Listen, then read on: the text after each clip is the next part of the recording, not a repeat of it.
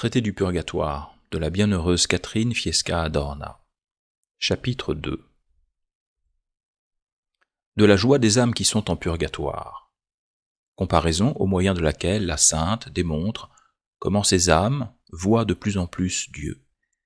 Difficulté de parler de cet état.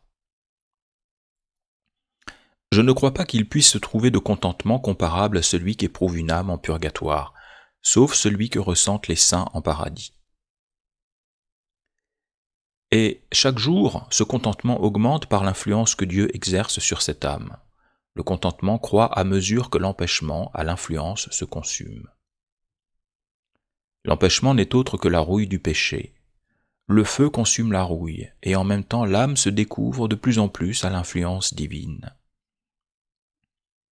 Il en est comme d'une chose couverte, elle ne saurait correspondre à la réverbération du soleil. Non pas par défaut du soleil, qui lui sans cesse, mais à cause de l'obstacle qu'oppose la couverture. Si la couverture se consume, l'objet se présentera au soleil, et plus l'enveloppe se consumera, plus aussi l'objet correspondra à la réverbération.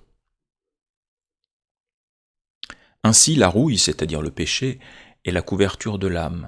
Elle se consume en purgatoire par le feu, et plus elle se consume, plus aussi l'âme correspond à Dieu, qui est le vrai soleil. À mesure que la rouille diminue et que l'âme se découvre au rayon divin, le contentement augmente. De cette sorte, le bonheur croît et la rouille s'efface jusqu'à ce que le temps soit accompli. La peine, cependant, ne diminue pas, mais bien le temps de sa durée. Pour ce qui est de la volonté, les âmes ne peuvent jamais dire que ces peines soient des peines, tant elles sont satisfaites de la disposition de Dieu avec laquelle leur volonté est unie en pure charité. D'une autre part, cependant, elles éprouvent un tourment si extrême qu'aucune langue ne pourrait le raconter, ni aucun entendement en donner la moindre notion, si Dieu ne le faisait connaître par grâce spéciale. Il m'en a donné quelque idée, mais je ne saurais bien l'exprimer. Ce que m'a fait voir le Seigneur est toujours resté gravé dans mon esprit. J'en dirai ce que je pourrai, ceux-là me comprendront auxquels il daignera ouvrir l'intelligence.